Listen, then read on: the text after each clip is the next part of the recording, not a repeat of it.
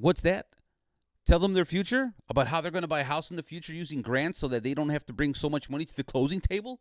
What? All right, I guess I'll have to tell you your future because the cards told me to.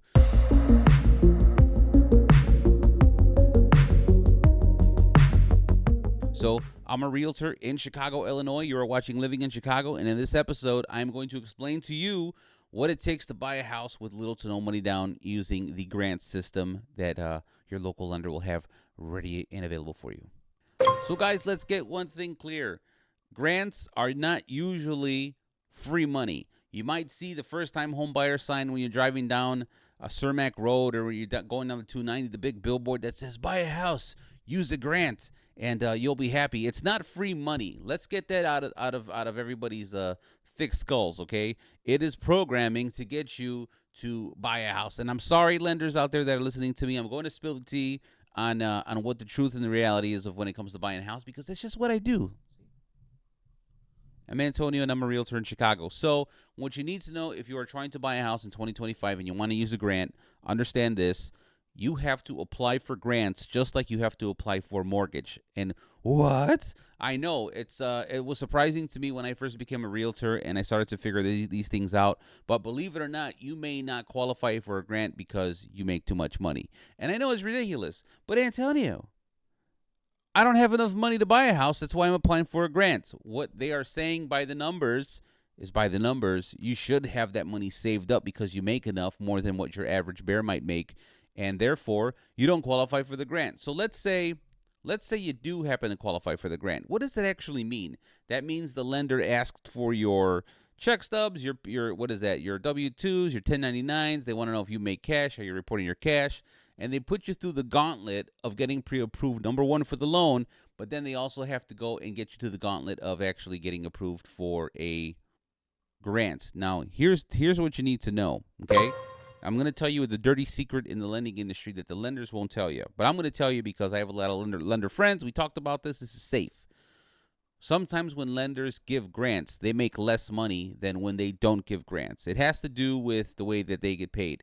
So if you run into a lender that says, I don't do grants, the question is, well, does your company have the grants? Yeah, well, we have them, but I don't do grants. What they're really saying is that they may or not be willing to help because they don't want to work for half the cash, half the money. Now, lenders watching the video, don't get mad. It just is what it is. Sometimes you guys don't, you don't want to do certain loans. It is what it is. It's a small loan.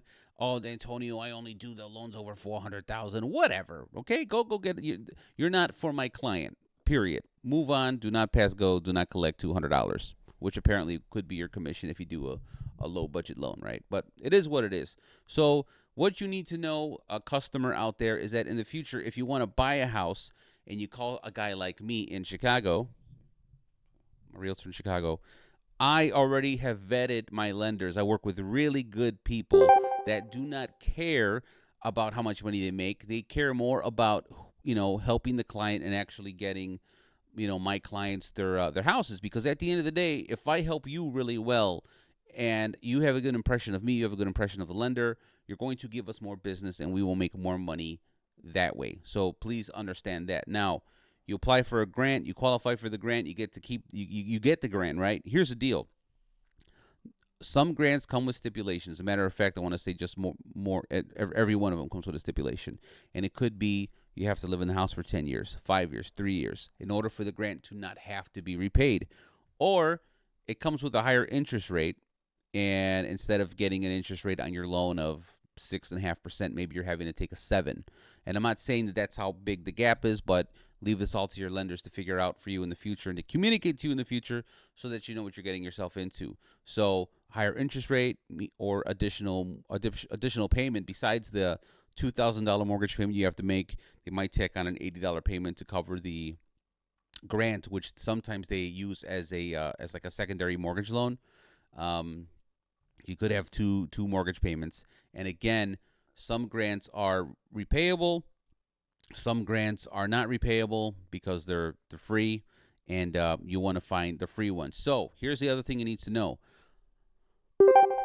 Some grants you can stack on top of other grants, okay? And you let your lender deal with that. And what you need to understand, you got to give these lenders a break here. You can't find out from your neighbor that your neighbor got a grant and they supposedly got a $15,000 grant and they didn't pay no money at closing. Their circumstances may be different from yours, so you cannot get upset with the lender if the lender can't produce the same grant for you. It's just everyone's scenario is different. So, oh, well, my neighbor got 15,000. Okay, cool. Well, your neighbor also, barely makes any income and didn't want to tell you that and qualified for the grant, and it was a special, Tuesday program that they were running, and you happen to walk into the bank on Wednesday making double the money that your neighbor does. So sorry, but you don't qualify for the grant. You can't get mad at that, okay? So you have to just move on. Now, every bank has access to the same grants.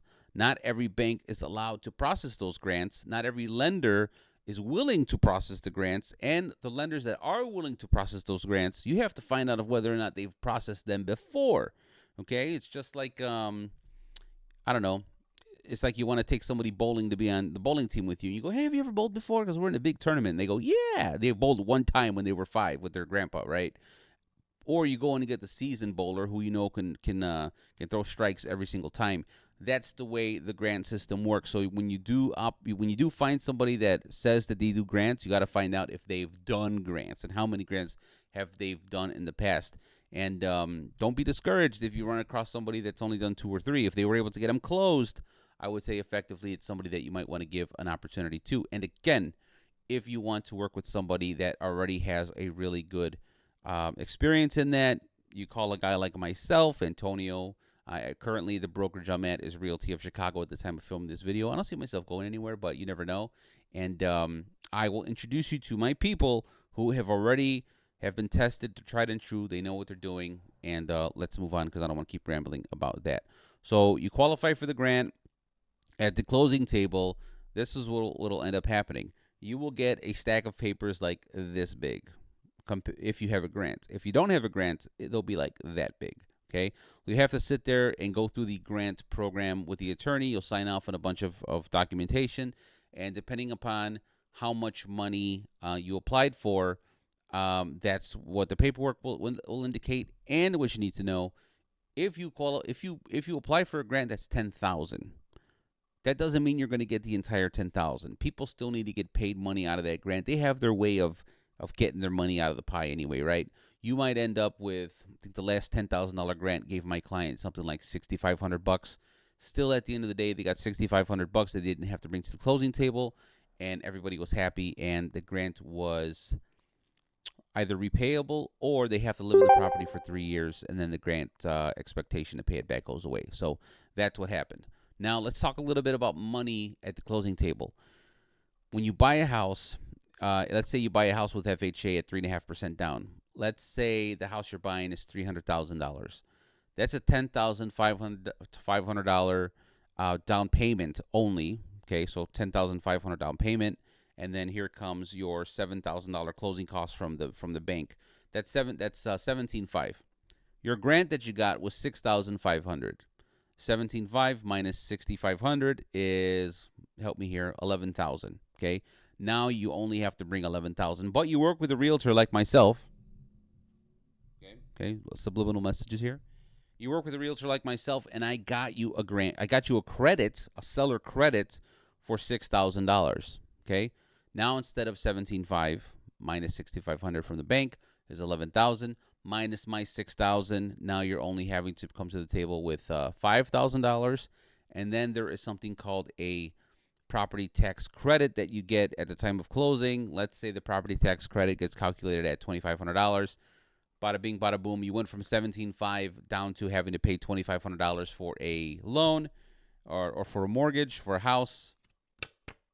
And the cards have spoken, and I got you your house pretty cheaply. That is literally how the grant system works. If you want to find out more about how to buy a house in 2025, or if you want to figure out how to sell your current property, or if you know anybody that wants to sell a property, I will walk you through in my videos what's the best way to do that so that you can make the most moolah.